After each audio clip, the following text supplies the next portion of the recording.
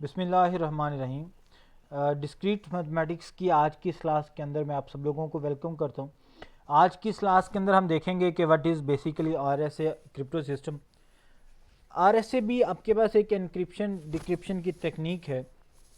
तीन लोगों ने इस पे काम किया, रिवर्स्ट है, शमीर है और एडलमैन है।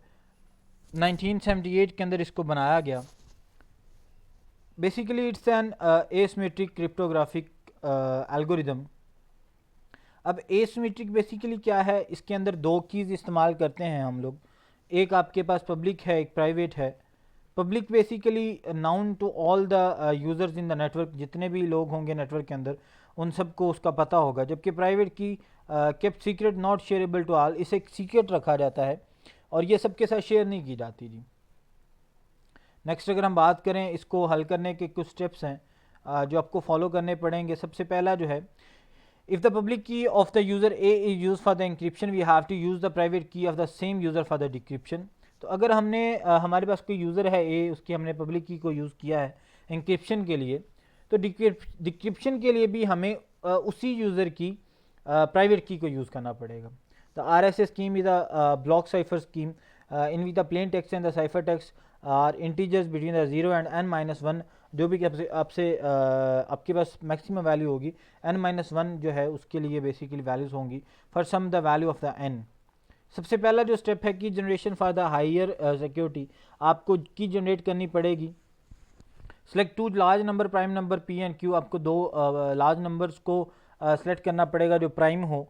कैलकुलेट एन, एन किस तरह आएगा, पी इंटू क्यू करेंगे आपके पास एन आ जाएगा। पी आपके पास फर्स्ट नंबर है, क्यू आपके पास सेकेंड नंबर है जो आपने प्राइम नंबर सेलेक्ट किए हैं। उसके बाद फाई ऑफ एन आपने कैलकुलेट करना है। फाई ऑफ एन जो कैलकुलेट करेंगे उसका जो फार्मूला है वो क्या है, P minus one into Q minus one. ये लूलर बेसिकली आपके पास कोफिशेंट है एफ एफ एन, उसकी मदद से आप कैलकुलेट कर सकते हैं। चूज़ द वैल्यू ऑफ ई, जो बेसिकली ई जो है आप यहाँ पे लिखा हुआ है उसका मतलब वो को प्राइम होने चाहिए। उनका जो जीसीडी आएगा, जो दो नंबर आप लेंगे वो आपका 1 आना चाहिए। बड़ी ज़रूरी कंडीशन है, यहाँ पे याद रखिएगा। Calculate D is equal to E minus one, मतलब इन्वर्स ऑफ इंक्रिप्शन है, mod of I of N है, और ई ऑफ डी हम इसको इस तरह से भी लिख सकते हैं, यहाँ पे आएगा दूसरी तरफ तो इन्वर्स ख़त्म हो जाएगा, यहाँ पे 1 रह जाएगा, one mod of I into N आ जाएगा।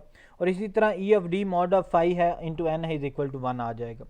इसको हम इस तरह भी लिख सकते हैं, मॉड ऑफ एन आपका मॉड फाई एन आपका दूसरी तरफ आ गया है और ये आपका सिंपल सी की इक्वेशन बन गई है। नेक्स्ट अगर हम यहाँ पे बात करें, हमारे पास पब्लिक की है। पब्लिक की के लिए जो फार्मूला है वो E of E comma N है, जबकि प्राइवेट के लिए डी कॉमा एन है। तो हम यहाँ पे सिंपल ई की वैल्यू पुट करेंगे, एन की वैल्यू पुट करेंगे, हमारे पास पब्लिक की आ जाएगी। इसी तरह डी और एन की वैल्यू पुट करेंगे, हमारे पास सिंपली प्राइवेट की आ जाएगी। एंक्रिप्शन के लिए क्या है, C is equal to M of E, power में ई है, मॉड ऑफ एन है। इसी तरह डिक्रिप्शन के लिए M is equal to C of D mod of N है। हमने दो नंबर एज्यूम कर लिए, 3 और 11। पी में हमारे पास 3 है, क्यू में हमारे पास 11 है, हमने इनको एज्यूम कर लिया है।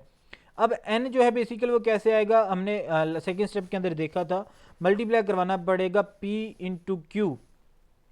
और P में हमारे पास क्योंकि 3 है यहाँ पे जो हमने ज्यूम किया हुआ है, Q में हमारे पास 11 है, 33 आ जाएगा। इसी तरह फाई एफ एन हमने फाइंड करना है। फाई एफ एन आपका किस तरह आएगा, P माइनस वन है इंटू क्यू माइनस वन है। P में हमारे पास 3 है और Q में 11 है। P माइनस वन करेंगे 2 आ जाएगा, 11 माइनस वन करेंगे 10 आ जाएगा, 2 इंटू 10 20 आ जाएगा।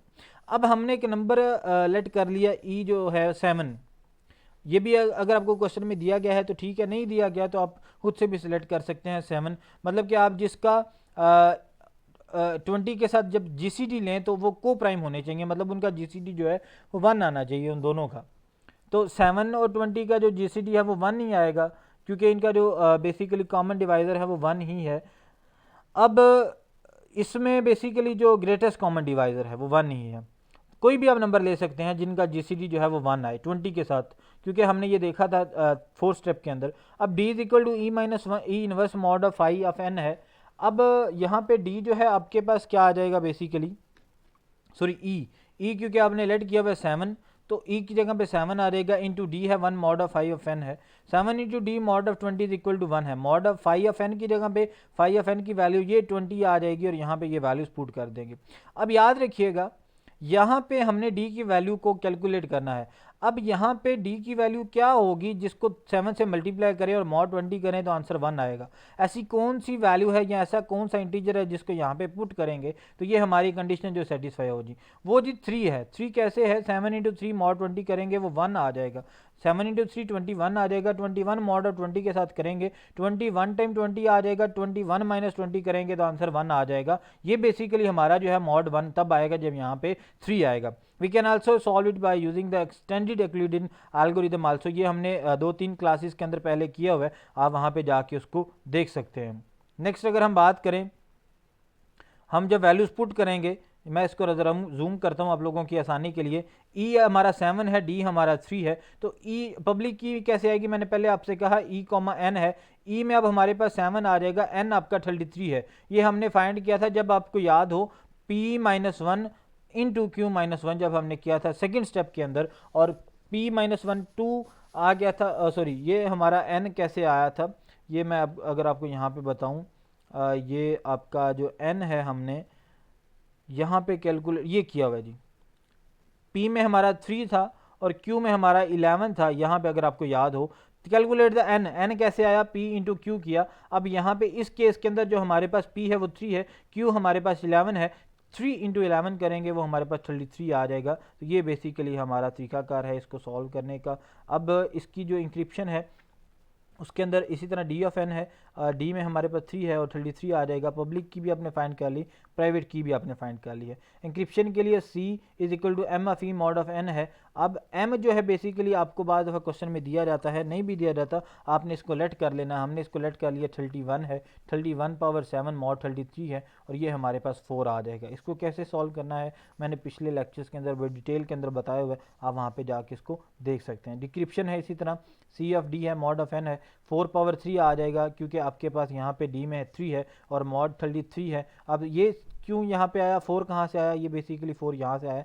सी की वैल्यू 4 हमने अभी फाइंड की है। 4 पावर 3 मॉड ऑफ 33 है, इसको भी आप वैल्यूएट कर सकते हैं। जब आप इसका मॉड लेंगे तो ये हमारे पास m इज इक्वल टू 31 आ जाएगा। अब यही वो बात है जो हमने पहले डिस्कस की कि E F N is a public key use in the encryption, और इसी तरह D F N is a private key use for the decryption.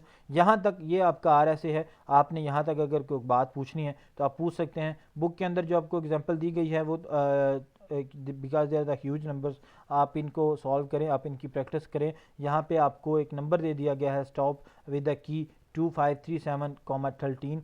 अब 2537 को जब हमने पार्ट में कन्वर्ट किया, 43.59 है, दोनों हमारे पास प्राइम नंबर है।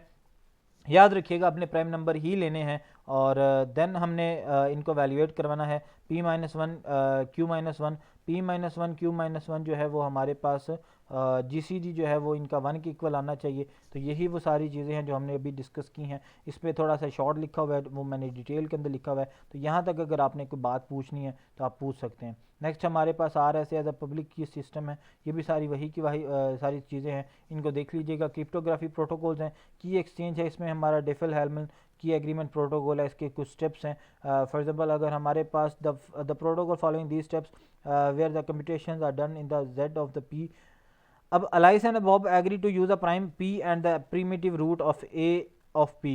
Alice choose a secret integer k of 1 and a k1 mod p to the Bob। और ये सारी चीज़ें क्योंकि हमने लास्ट लेक्चर के अंदर की हुई हैं, मैं यहाँ पे आपको डिटेल के अंदर नहीं बताऊँगा, वहाँ से देख सकते हैं। उसके बाद डिजिटल सिग्नेचर्स हैं। डिजिटल सिग्नेचर्स के अंदर भी यही सारी चीज़ें हैं कि बाज़ दफ़ा जब आप लोग चीज़ों को सॉल्व कर रहे होते हैं, तो जब आप जब नॉर्मली जब हम किसी भी चेक वगैरह या जो हम नॉर्मली एक साइन एक दफ़ा बंदे से ले लेते हैं, बार बार उसी को प्रिंट करवाते रहते हैं, तो वो सारी की सारी चीज़ें हैं इसके अंदर। और यही आज का हमारा टॉपिक था। चैप्टर हमारा हो गया कंप्लीट, चैप्टर नंबर 4। एक्सरसाइज में आपके लिए कुछ क्वेश्चंस हैं, जिस तरह यहाँ पे अगर आप देखें तो क्वेश्चन नंबर 3 है, 2 है, 1 है और 4, 5 है। इनकी प्रैक्टिस आप लोगों ने करनी है। जहाँ पे अगर आपको कहीं पे किसी किस्म की कन्फ्यूजन होती है, मेरे से पूछ सकते हैं। कि टर्म्स हैं, ये डेफिनेशन है सारी की सारी, ये भी पेपर पॉइंट ऑफ व्यू से बड़ी इंपॉर्टेंट है। यहाँ तक अगर आपने कोई बात पूछनी है तो आप मेरे से पूछ सकते हैं। उसके अलावा कुछ क्वेश्चंस हैं, रिव्यू क्वेश्चंस हैं, सप्लीमेंट्री एक्सरसाइजेज हैं, तो ये सारी की सारी चीज़ें हमने पहले डिस्कस की हैं। तो यहाँ तक अगर आपने कोई बात मेरे से पूछनी है तो आप पूछ सकते हैं। नेक्स्ट क्लास में हम चैप्टर नंबर 5 को स्टार्ट करेंगे, बल्कि तब तक के लिए अल्लाह हाफिज़।